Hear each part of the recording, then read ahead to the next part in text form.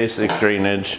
I think part of the idea here is if you have no experience, we had all the parts here, so the parts are identifiable and you could actually play with them and kind of see how they go together. I wanted to cover some basic topics about drainage that are really important.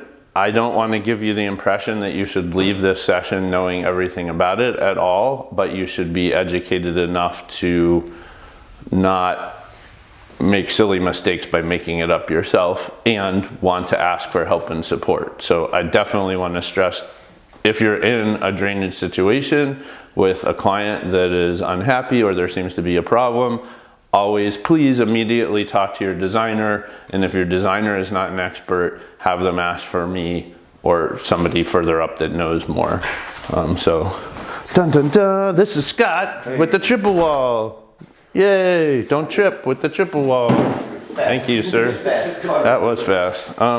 So the three things that are important for drainage, I call the 3 S's, which are surface, hopefully I spell things right, slope, and soils. So these are 3 factors that make a big difference in how drainage is going to occur. You may say, why do I have to listen to Travin again? He talks all the time at all the meetings. I studied hydrology in college. I grew up on Cape Cod. My father owned an erosion control company. So I actually grew up dealing with drainage and erosion issues, and then I studied environmental science and took hydrology in college. So I actually have a good background for this and some credentials. So I think that's good, because most other things I just make up, right? You guys know that? Yeah, oh my God, that's the worst. Yeah, there's some terrible pictures of me to show you my credentials. So surface, obviously, the biggest thing we'll run into all the time is if this is the house and the soil grade, like the surface of the ground outside of the house is sloping towards the house, that means water is going to run up against the house, right? So that would be something that in every job setup at the beginning of the job, if drainage hasn't gotten discussed, it's smart for you and the designer to take a look and see if there's anything weird with the surface. Obviously, slope is the direction of the ground and the fall. This is really important both for the first reason I just mentioned, and if you are installing subsurface drainage systems, like they have to have slope going away. The general rule of thumb is for every 10 feet, you have 1 inch of fall. So fall means slope going down. So that's an important term, right? The fall. Rise. Rise is the opposite of fall. Excellent point, thank you. So the last thing is soils. So soils, like whether you have sandy soil or clay soil or some mix thereof, or you have a brand new construction site, like where, you know, Scott's working on one now, where everything has been stripped and then heavily compacted by machinery. That's another soil situation. So the soils basically will determine infiltration, which basically is a fancy word for water soaking into the soil, and flow. One thing to think about too, Travin, in Ann Arbor, we have these heavy clay soils. When we build a house, you dig a big hole, and so it's a big clay hole, you put the foundations in, and then you backfill, and that backfill is going to be a lot like looser and not as compact as the surrounding soil, so it naturally just wants to go pour in. So that's a good point, and what is done about that theoretically in every situation that is required by code is when they do that, there's something called a foundation drain that's down at the bottom. It's filled with pea stone, and there's a tile that supposedly goes somewhere. Tile is short for the pipe, right? And that takes care of that problem. So in any case, as far as basic drainage goes and these issues, you know, the first thing you should know is we obviously want the surface and the slope going away from the house. And in terms of soils, the basic thing to know is if you have sandy soil, that infiltrates at a high rate and is very effective for getting rid of the water into the ground. If you have a clay soil, it's the opposite. It's a very low rate. The soil tends to swell up and get saturated and have a really hard time then getting rid of the water. We do have a lot of this in Ann Arbor, but we also, like right here where we are at 1885 Baker Road, we're on a sand hill, like pure, beautiful sand. Like, so, you know, it's kind of a crapshoot, like what you're gonna end up with. It's always good to check. So you're gonna have far less of a problem if you're in sandy soil than if you're in clay. The things that I want to make sure everybody understands in terms of the products we use are obviously drain tile, right, is the nomenclature, the name for the pipe. And we have two different types we stock here. There are a lot of different types, like, so it's a little complicated, and to some degree the parts that are out there have a mixture of old stuff and our new stock, so it can be a little confusing, so it's always good to ask. So in relation to the types, this is corrugated 4-inch drain tile. This is the most common that you'll ever see.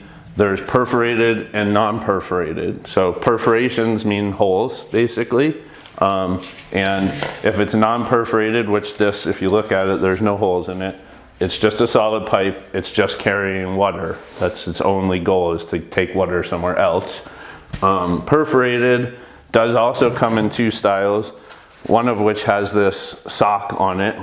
So that if you see any tile with the sock on it, that generally should mean that it's perforated. I guess there might be a circumstance where somebody took a sock off and put it on this. I highly doubt it, but you know, you can always visually check. This has all these little slots all over it. So this is the 4-inch corrugated, perf and non-perf. That's what we usually call it. Then we have the 4-inch triple wall, which is kind of, I wouldn't quite say it's our standard yet, but we're liking to use more. If we're doing anything with a hardscape over it, you should definitely be using this and not that. The reason this is corrugated is so it doesn't crush as easily, so they can use a really cheap, relatively thin plastic and get some crush resistance. So it actually hinders flow, these corrugations. So this is a product that is not super helpful in terms of what it's supposed to do, but in terms of cost, it's a good thing. This is a better product because you have a smooth interior and you have better flow, and it's this triple wall plastic that crushes less easily. So this is non-perf, this is perf, right? Triple wall. One difference, and this is important in terms of like further down the road on an advanced level, you're gonna get far more infiltration out of this perf pipe than this one. Just the sheer quantity of holes in this is far greater, right? So it's not always the reason, you know, things are not always perfect. So this is not really a standard size, but this is Schedule 40 PVC. So if we're doing really large hardscapes with lots of compaction, we'll often be using Schedule 40 pipe. Pressbridge was a good example where we had 6-inch and 8-inch Schedule 40 everywhere. Like, so giant drain system for like a 4,000 to 5,000 square foot house. There's lots of water. Then the fittings for Schedule 40 are also big, heavy plastic fittings. So the basic fittings that we have in general, this is a 90-degree elbow. So when you're building a downspout, or a downspout coming out, this is a very necessary piece. This is a T, 4-inch. This is all this black stuff is the 4-inch corrugated. In some cases, we're combining triple wall with this, which can be a little tricky in terms of the sizing. This is a Y. So T, Y, looks kind of like a Y, looks kind of like a T. 90-degree elbow. There are also 45-degree elbows for the Schedule 40 and for triple wall. I've actually honestly never seen one for corrugated, most likely because this bends so much, like right. You don't really need them, right? Then we have downspout adapters. There's lots of different types of downspout adapters for different sizes and styles. In general, the best scenario, which, could you cut this into a couple chunks for me, or somebody have a knife? I was gonna do a basic setup and let anybody that's never done it do a basic setup. The last piece, sorry I didn't introduce, is called a pop-up. So if you've got a drain lift and you're supposed to run a simple downspout drain out into the yard for the water to go somewhere else, severe rat infestation in the background off the video. Sorry about that. You invited them. I know, it's crazy rats. No, that's perfect. Thank you. So the pop-up is also generally made for the 4-inch. This has a 4-inch adapter on it. The way it works is the water comes in. When there's enough water pressure, this little spring-loaded cap pops up and the water flows out onto the lawn. It's green, so it looks like the lawn. Super duper. I guess in terms of the parts, just to be super clear, like the point of them, a really basic drainage thing we would do is just extend the downspouts, into the yard. So if you have your downspout adapter coming down, and then you have a little piece of pipe, and then you have your 90, and then you got your pipe running out. You're right next to the house here, right? Foundation, the bed's there. What kind of pipe do you think we would be using here? Expert people don't answer. Somebody new who's learning, take a guess. For this pipe that's running off of the downspout, what would you choose? Audience interaction. In a bed? Huh? In a bed? Yeah, anywhere, just coming off the house. Alan raised his hand, go ahead. Probably a 4-inch adapter to a downspout and 4-inch black corrugated away into the bed. Okay, so great, you've listed all the parts. I'm just asking you, this pipe, what pipe would you use? Perf or non-perf? Non-perforated. Well, it depends if you want to permeate into the garden where it runs or just want to run as far away from the house as possible. Okay, so your first answer was correct. You're right next to the house, right?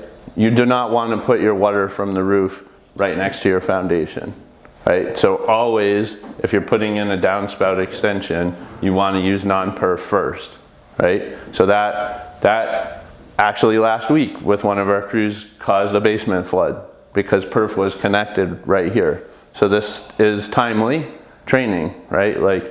And you're right, there is some logic to the idea of, oh, there's a bed right there. That'd be nice if the water goes right into the bed, right? It makes sense, right? But if you have a house that has a leaky foundation wall, that's a big risk, right? So in general, we don't want to take big risks with what we're doing. If the client came out and insisted that you do that for some reason, I would definitely talk to the designer first, make sure there's a conversation happening about why, and maybe we do it, I don't know. But definitely not a good first practice.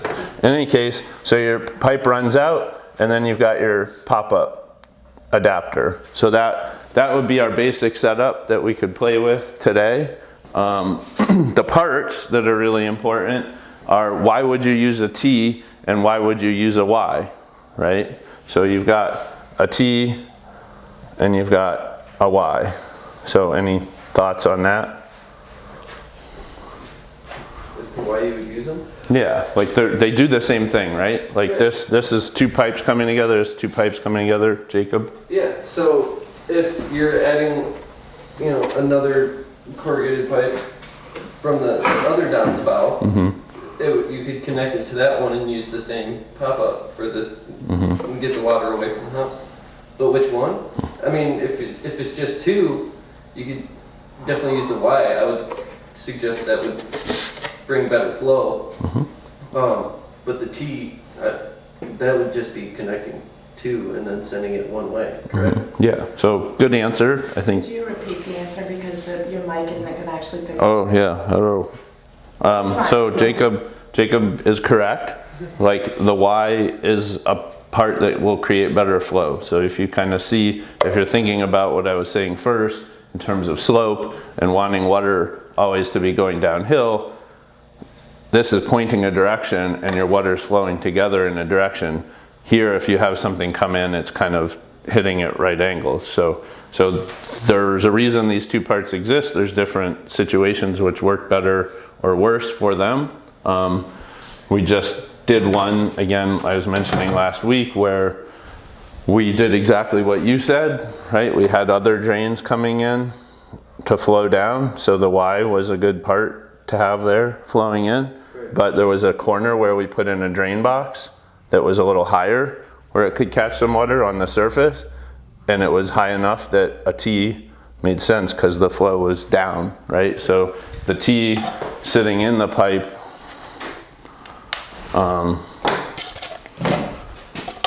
like this, if this is the pipe kind of going by, right, was oriented up. So that water would flow right through there, and the water coming from the drain box would just kind of pour in off the top there. And it was a short run, like, and it needed to come in at a straight angle, worked better. Another scenario, which personally I would not recommend this with the corrugated right next to the house, but if you have like a long run along a house with a series of downspouts that are all coming down, you could have a pipe with a bunch of T's in it. So all those downspouts are kind of coming down into line and then running somewhere. The only reason I'm a little leery of it is these connections on the corrugated are not sealed, like they leak, right? So again, a thing you can do to help with that, which we did do last week at Teresa's job, Perry, we used our black pond foam to do a really thin bead in here to seal it. The other problem with that is you have to be super careful. That's expanding foam. So if you're not doing a really small bead, you're actually clogging your drain. And it's not, you know, then if you took the pipe and moved it around a lot, you would just break that entirely. So that's really, it's a good solution for better, like, and in this case we really wanted better. Perfect would be you're using triple wall with tighter joint connections, or if in a real extreme scenario, the Schedule 40 heavy PVC with the glue, that's a sealed pressure fitting, like that could actually, you could put pressurized water through it, which obviously you're not for drainage, but on the triple wall, right, that's a pretty tight, you know, joint. We can put silicone in it to seal it if we want to. Generally, you're not doing that, like you're just kind of fitting. So that, I think, is an introduction to all the parts and the terms, so that I hope everybody has it.